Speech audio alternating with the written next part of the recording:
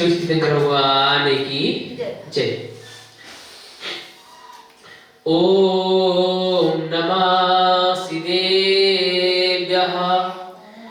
ओम नमः सिद्धेभ्यः। ओम नमः सिद्धेभ्यः।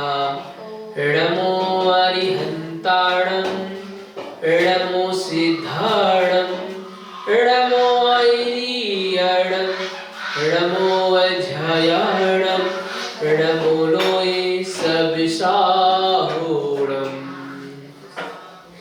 मंगलम भगवान वीरो मंगलम गौतमो गणे मंगलम कुंद कुंदयो जिधर्मोस्तु मंगलम।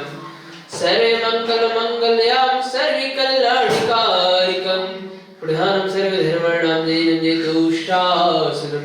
बोलिए देवाय देवी का संभ्रम साक्षात चमत्कारी शांति भगवान की जय। बोलिए जी तीर्थंकर में साक्षात नवीनाथ देवनाथ भगवान की जय। आचार्य गुरु विद्यासागर जी महाराज की जय। चलिए हमारा दिन प्रतिदिन का स्वाध्याय सरल होना वाकई सरल है, इस प्रकार सफल होना वाकई सरल है, इस तरीके से इस प्रक्रिया में चल रहा है।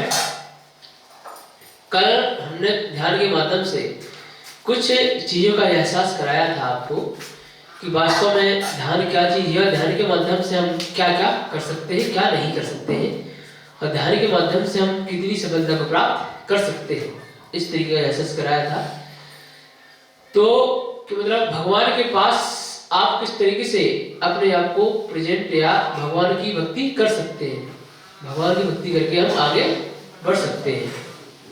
चलिए, तो जहां तक हमने कल बताया था कि मृत्यु अनिवार्य सत्य है। क्या है?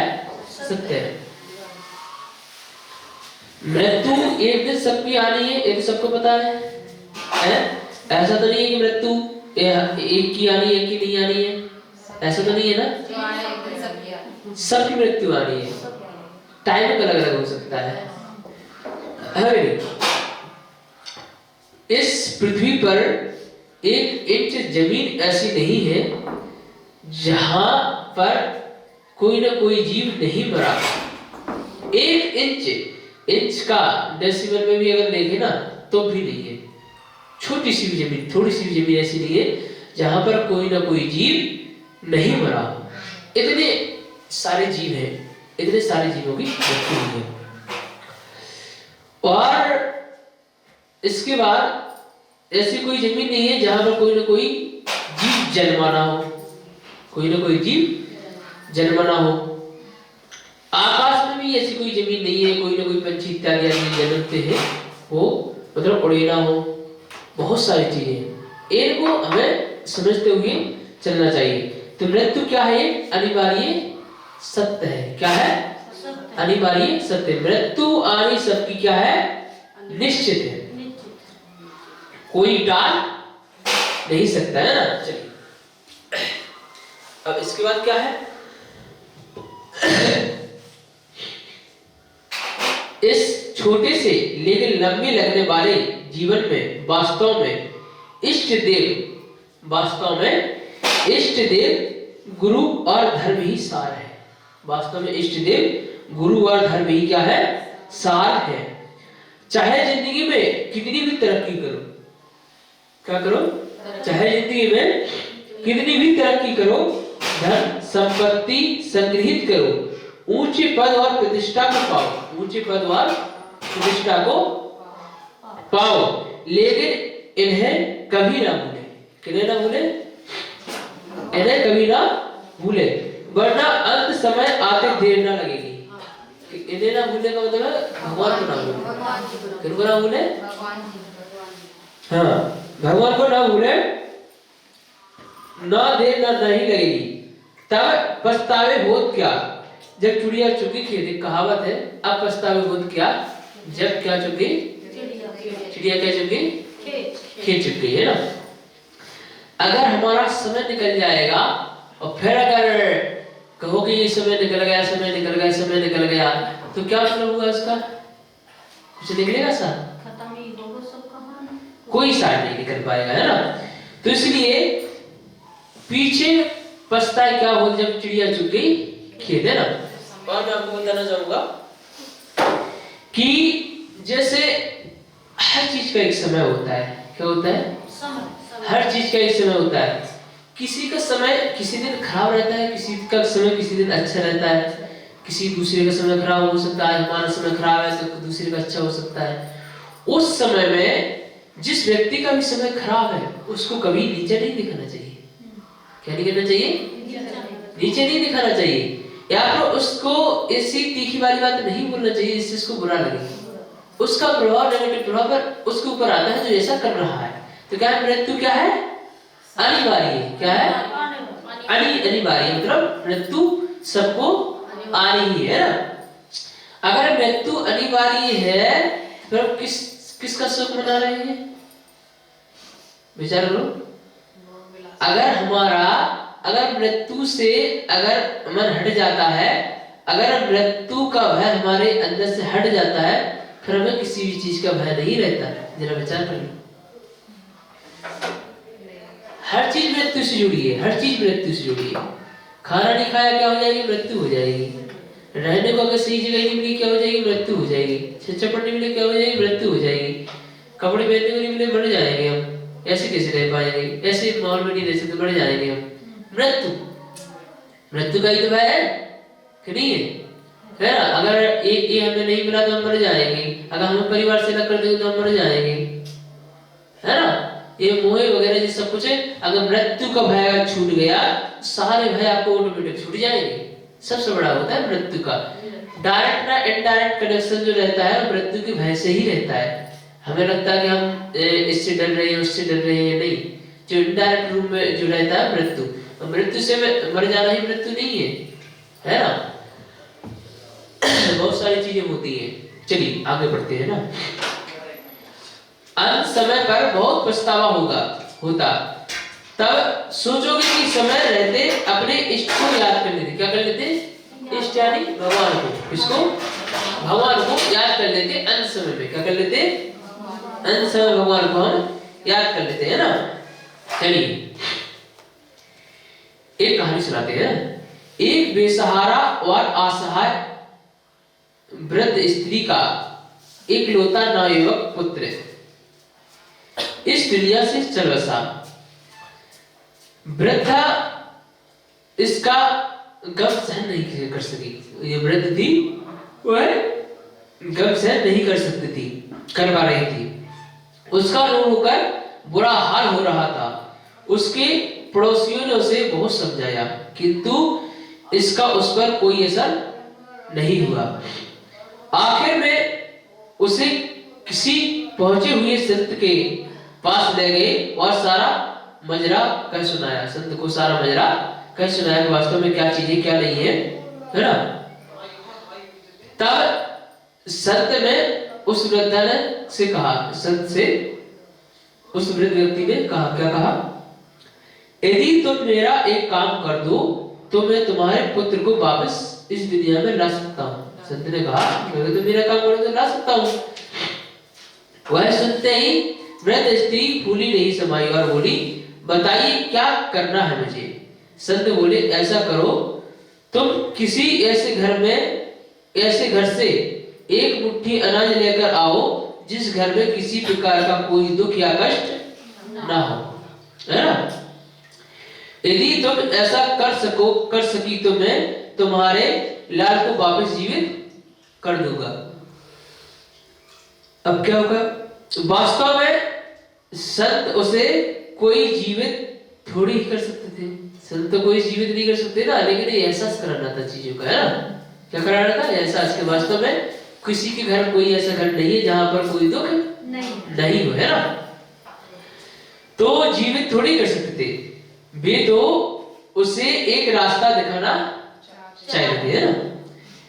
वह वृद्ध यह सुनते ही दौड़ी दौड़ी गलियां मोहल्लों अनेक घरों में गए किंतु उसे ऐसा कोई घर नहीं मिला जहां कोई दुख व कष्ट ना हो।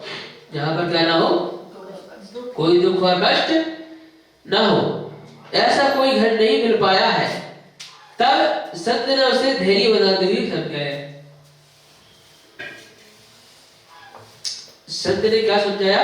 देखो, इस संसार का वही स्वरूप है कि यहां जो आया है वह एक दिन अवश्य ही जाएगा।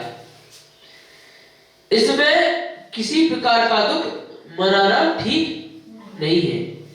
जीवन के साथ मृत्यु भी क्या है? अनिवार्य की आवश्यकता है।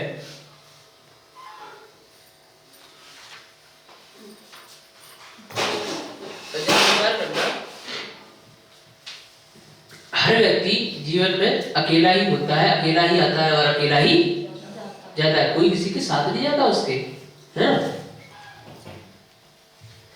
क्या कहा गया? उक्त कथा से यह तो स्पष्ट है कि मृत्यु अवश्य समय मतलब कभी भी आ सकती है और एक ना एक दिन सभी को इस दुनिया से विदा हो जाना है। मृत्यु वह अंतिम सत्य है और शमशान की सच्चाई है जहां जाकर हर व्यक्ति को दुनिया मायाजाल लगती है। वास्तव में किसी के जाने से यह दुनिया रुकती नहीं है ना? दुनिया क्या होती है? रुकती नहीं है ना? कई लोग कहते हैं ना कि हमारे जाने से क्या होगा, हमारे ना जाने से क्या होगा। तो उसमें क्या होता है कि कोई किसी के काम से कोई काम रुकता नहीं है, ये समझाने का क्या कर रहे हैं?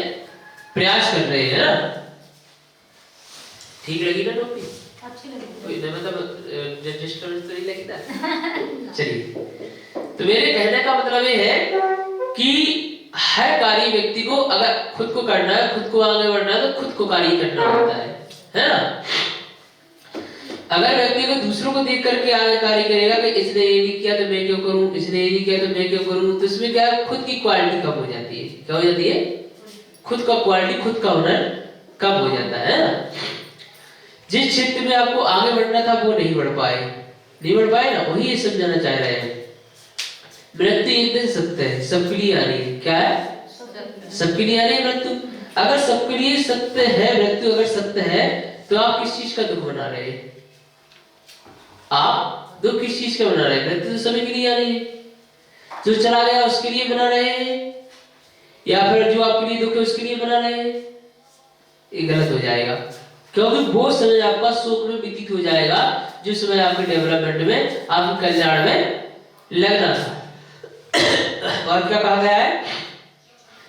किसी के जाने से दुनिया नहीं रुकती, किसी के जाने से दुनिया नहीं रुकती। इसको हम पढ़ते हैं ना? एक डॉक्टर ने अपने अति महत्वाकांक्षी और आक्रामक बिजनेस में मरीज को एक बेतुकी लगने वाली सलाह दी है ना? बिजनेसमैन ने डॉक्टर को बहुत कठिनाई से यह समझाने की कोशिश की कि उसे कितनी जरूरी मीटिंग्स और बिजनेस डील वगैरह करनी है और काम में थोड़ा सा भी समय निकालने पर बहुत बड़ा नुकसान हो जाएगा। वह बोला, मैं हर रात अपना ब्रीफ केस खोलकर देखता हूँ, जो ब्रीफ केस होता है खोलकर देखता हूँ और उसमें ढेर सारा काम बचा हुआ दिखता है।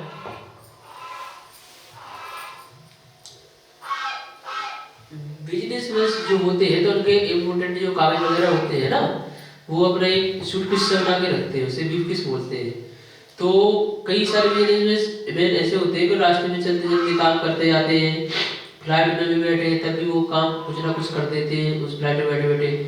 अगर वहाँ पर गए हैं या भी कोई होटल वगैरह में रुके तो वहाँ पर भी गए तो वहाँ पर अपना काम करते रहे, लैपटॉप वगैरह सब साथ में होता है उनके, जो उन्हें जरूरत का सामान होता है, तो ये सभी काम को करते रहते हैं, समय को नष्ट नहीं करते। तो क्या होता है?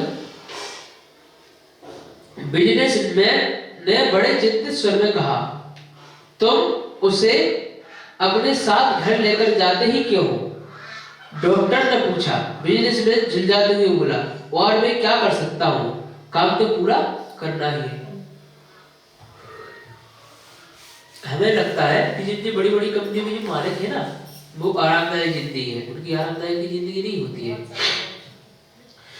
उनके ऊपर सारा कंपनी का प्रेशर होता है और कर्मचारियों का भी प्रेशर होता है। और इसके बाद अगर वो सोते भी है ना तो प्रॉपर नींद नहीं आती उन्हें, प्रॉपर नींद में नहीं सोते वो, कहीं ना कहीं उनके दिमाग में कंपनी के प्रति विचार चलते रहते हैं, कंपनी से मुक्त नहीं होते। अगर हम कहें कि वो कहीं घूमने के लिए गए हैं, कहीं एंजॉय कर रहे हैं, ऐसा नहीं होता। अगर वो वहाँ घूमने के लिए भी जाते तब भी उनका दिमाग कंपनी में ही लगा रहता है, पूर्णतः स्वतंत्र नहीं हो पाते। कर्मचारी तो फिर भी एक बार स्वतंत्र हो जाता है, स्वतंत्र होकर घूम सकता है, कर सकता है ना, एंजॉय कर सकता है अपनी। लेकिन कंपनी का जो मालिक होता है ना वो ऐसा नहीं कर पाता है, करना भी चाहे तब भी नहीं कर पाएगा, क्योंकि उसके दिमाग में इतनी ऑलरेडी चीजें भर चुकी हैं कि दिमाग खाली ही नहीं है। तो भी उसके बाद जो आई ना यहाँ पे, तो आगे क्या होता है, बहुत सारा काम पूरा बाकी रहता है। क्या और कोई इसे नहीं कर सकता? तो डॉक्टर ने पूछा क्या और कोई इसे नहीं कर सकता? तो किसी और की मदद क्यों नहीं लेते? डॉक्टर ने पूछा, बिजनेसमैन ने कहा, क्या कहा? सिर्फ मैं ही एक काम कर सकता हूँ। क्यों कौन कर सकता है? सिर्फ मैं ही एक काम कर सकता हूँ। इसे तय समय में पूरा करना जरूरी है और सब कुछ मुझ पर ही निर्भर करता है। इसे तय समय होता है वो करना बहुत जरूरी है ना। यदि मैं तुम्हारे पर्चे पर कुछ सलाह लिख दूं तो तुम उसे मानोगे? डॉक्टर ने कहा, है ना। तो डॉक्टर ने पूछा, तो यकीन मानिए, पर डॉक्टर ने बिजनेसमैन मरीज के पर्चे पर लिखा कि वह सप्ताह में आधे दिन की छुट्टी लेकर वह समय कब्रिस्तान में बिताए। क्या बताए? सप्ताह में आधे घंटे की छुट्टी लेकर के कहाँ बिताए? कब्रिस्तान। कब्रिस्तान एक एरिया जो होता है वो पूरा शांत माहौल का एरिया होता है ना। मरीज ने हैरत से पूछा, लेकिन मैं आधा दिन कब्रिस्तान में क्यों बैठूं? उससे क्या हुआ? उससे क्या हुआ? देखो डॉक्टर ने कहा, डॉक्टर ने क्या कहा? मैं चाहता हूं कि तुम आधा दिन वहां बैठकर कब्रों पर लगे पत्थरों को देखो। हेलो, कब्रों पर लगे हुए पत्थरों को देखो। उन्हें देखकर तुम यह विचार करो कि तुम्हारी तरह ही वे भी यही सोचते थे कि पूरी दुनिया का भार उनके ही कंधों पर था। क्या सोचते थे? पूरी दुनिया का भार किसके कंधों पर था? उनके कंधों पर था। अब जरा यह सोचो कि यदि तुम भी उनकी दुनिया में चले जाओगे तब भी यह दुनिया चलती रहेगी। क्या चलती रहेगी? ये चलती रहेगी। तुम नहीं रहोगे तो तुम्हारी जगह कोई और ले लेगा। तुम नहीं रहोगे, तुम्हारी जगह कोई ना कोई और ले लेगा। दुनिया घूमनी बंद नहीं हो जाएगी। क्या वो दुनिया घूमनी बंद हो जाएगी? नहीं होगी ना। मरीज को यह बात समझ में आ गई। उसने झिझलाना और कुड़ना छोड़ दिया।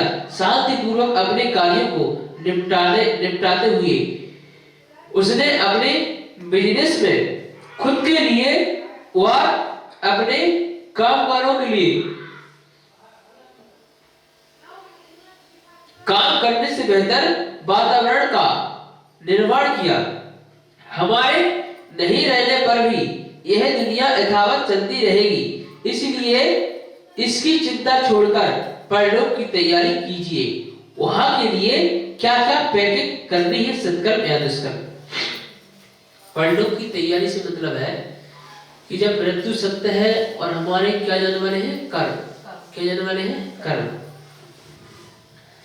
ध्यान रखना, कर्म छोटी छोटी चीजों से देखे जाते, बड़ी बड़ी चीजें से नहीं देखे जाते। धन उपार्जन, व्यय, काम, भाव, समझे ना बात को? धन उपार्जन। हमारे पास जो धन आ रहा है कहीं बेईमानी का तो नहीं आ रहा है। जैसे बड़ी बड़ी कंपनियां हैं, अगर वो मिलावट करती है, अगर उनके पास बेईमानी से आ गया धन, तो वो धन फलता नहीं है। क्या होता है? वो बर्बाद चला जाता है। क्या जाता है? बर्बाद चला जाता है। अगर कोई कर्मचारी प्रॉपर ड्यूटी नहीं कर रहा है तो क्या होगा? उसका धन बर्बाद चला जाएगा। क्या चला जाएगा? बर्बाद चला जाएगा। अगर कोई गवर्नमेंट जॉब वाला है, अगर प्रॉपर ड्यूटी नहीं कर रहा है तो एक दिन वो सस्पेंड हो जाया करता है। क्या हो जाता है? सस्पेंड हो जाया करता है। इसी प्रकार पुलिस वाला होता है कि वो सिर्फ उस गलती को मानते हैं कि हमने एक गलती कर दी है इसलिए सस्पेंड हो गए, हमने रिश्वत ले ली इसलिए सस्पेंड हो गए। नहीं, उसके पीछे काफी सारी और रहस्यमयी चीजें होती है। लेकिन इतना योगदान नहीं होता है कि आपने एक गलती कर दी इसलिए सस्पेंड हो गए। नहीं, उसके पीछे काफी सारी योगदान होता है जो पिछली है, पहली है। तो धर्मोपार्जन हमें धर्मोपार्जन ईमानदारी के साथ में करना बहुत जरूरी होता है। क्या होता है? बहुत जरूरी होता है, वही हमारे लिए फलता है। व्यय क्या होता है? व्यय का मतलब होता है हम कहाँ खर्च कर रहे हैं। क्या है? कहाँ खर्च कर रहे हैं। ऐसा तो नहीं कि दूसरों को मारने में खर्च कर रहे हैं, दूसरों को हिंसा के लिए खर्च कर रहे हैं। जब विचार करना, पालन पोषण में खर्च करना अच्छी बात है, तो दूसरों को मारने के लिए खर्च करना या दूसरों को हानि पहुंचाने के लिए खर्च करना, ये क्या हो जाएगा? गलत हो जाएगा। हो जाएगा गलत हो जाएगा। नहीं काम कार्य किस तरीके से कर रहे हैं? कार्य ऐसा तो नहीं है कि जो हमारे खुद के फायदे के लिए हो और सबको हानि पहुंचाने के लिए हो।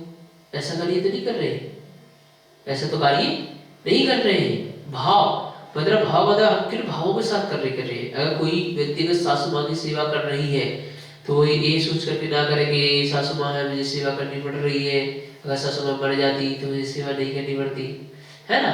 अगर ऐसे विचार रखे तो क्या हो जाएगा? गलत हो जाएगा। क्या हो जाएगा? गलत हो जाएगा। ऐसे विचार नहीं करने चाहिए। सासू माँ की तरह ही होती है ना। और जिस घर में सासू माँ को माँ की तरह ही रखा जाता हो वही घर स्वर्ग बनता है, और बहू को बेटी की तरह ही रखा जाए तो ही स्वर्ग बनता है ना। वही सत्य बात है। दोनों तरफ से तो इस तरह की चीजें नहीं होनी चाहिए। तो भाव हमें उच्च विचार वाले होने चाहिए। किसे होने चाहिए? उच्च। किसी भी कार्य को करते समय ये हमारे अंदर विचार नहीं आना चाहिए कि हमें ये कार्य करना पड़ रहा है। क्या है? ये कार्य हमें करना पड़ रहा है, ये गलत हो जाएगा। ये कार्य करने का हमें सौभाग्य प्राप्त हुआ है, इसे अच्छी तरह से निभाना है, वो कार्य सही होगा। उससे आपकी 3-4 चीजें ठीक होगी। घर की आर्थिक स्थिति ठीक होगी, पहली बात। बीमारी से छुटकारा मिलेगा, दूसरी बात। फालतू की लोचना बंद हो जाएगी, तीसरी बात। पुण्य का अर्जन होगा। क्या होगा? पुण्य का अर्जन होगा। अब मैं आपको एक कहानी सुनाता हूँ, है ना। 2 भाई थे। क्या थे? 2 भाई थे और दोनों भाई किसान थे। क्या थे? किसान थे, है ना। एक के घर में 4 बेटियां थी और दूसरे घर में 2 क्या थे? बेटे थे। एक घर में 4 बेटियां थी, दूसरे घर में 2 बेटे थे। तो दोनों मिलजुल करके खेती करते थे। अब खेती करने के बाद जो भी अनाज आता था आधा आधा वो लोग अपना बांटा करते थे। तो खेत में ही उन्होंने बांटा। खेत में क्या किया उन्होंने? बांटा, है ना। तो आधा ढेर एक ढेर इस साइड उसका रख दिया, दूसरे खेत में दूसरा ढेर छोटे भाई का हो गया। अब ड्यूटी थी, मतलब कि रात और दिन की एक दिन एक कोई रात में ड्यूटी करेगा तो एक दिन में करेगा ड्यूटी, जब तक खेत में अनाज रखा हुआ है। तो बस छोटा भाई गया पे तो ड्यूटी कर रहा था, तो एक खेत में बड़े भाई का अनाज था, एक खेत में छोटे भाई का अनाज था। फिर क्या हुआ कि अनाज था तो छोटे भाई ने सोचा, छोटे भाई के पास 2 बेटे थे। क्या थे? 2 बेटे थे। तो छोटे भाई के मन में विचार आया कि मेरे बड़े भाई के पास 4 बेटियां हैं, उनकी शादियां भी करनी है, हमारे 2 बेटे हैं वो तो कमा लेंगे खा लेंगे, 4 बेटियों की शादी करनी। तो उसने अपने ढेर अनाज में से क्या अपने अनाज में से 10 बोरा अनाज बड़े भाई के खेत में डाल दिया। और उसे ये लगा कि बड़े भाई को अगर हम वैसे देंगे तो वो लेंगे नहीं, वैसे देंगे तो लेंगे नहीं। तो चोरी से अपने खेत में से उठा करके 10 बोरे किसमें डाल दिया? खेत में डाल दिया, बड़े भाई के खेत में डाल दिया। दिन की ड्यूटी थी इसकी, तो बस वो आ गया, वापस आ गया। बड़ा खुश हुआ अपने अंदर के, मतलब बड़े भाई की हमने हेल्प करी। अब बड़ा भाई गया रात में, तो सोच रहा था कि मेरी तो 4 बेटियां हैं, 4 बेटियों की शादी कर देनी और फिर मेरे पास तो कोई खर्चा भी नहीं है, मुझे क्या करना धन संपत्ति का। तो उसने अपने 10 खेत में से 10 बोरा अनाज किस खेत में डाल दिया? छोटे भाई के, छोटे भाई के ढेर में डाल दिया। कि मेरी तो कोई है ही नहीं है, इनके तो दो बेटे हैं, दो बेटों का खर्चा भी है और आगे चल के बहुएं भी आएंगी, उनका भी खर्चा होगा, तो छोटे भाई के लिए तकलीफ हो गई। बड़ा भाई को छोटा भाई को उनकी भावना क्या थी, एक दूसरे की सहायता करती थी। अगर वो उल्टा होता तो कि बड़ा भाई छोटे भाई के खेत में से चुरा लेता 10 बोरा, छोटा भाई बड़े भाई के खेत में से चुरा लेता 10 बोरा, प्यार तो किसी ने पाला भी है, बहुत समझदार है। बताइए बेचारे की गलत है नहीं है। अगर दूसरे व्यक्ति के प्रति सकारात्मक है, हम अगर दूसरे व्यक्ति के प्रति सकारात्मक है तो सकारात्मक रिजल्ट भी आपके पास आना तय होता है। चलिए आगे बढ़ते हैं कि देखो गणित का यह समझ में आ गई और ठीक है, सत्कर्म ही पैरों की क्या है, कमाई है ना। इसको हम आज फिनिश कर देते हैं।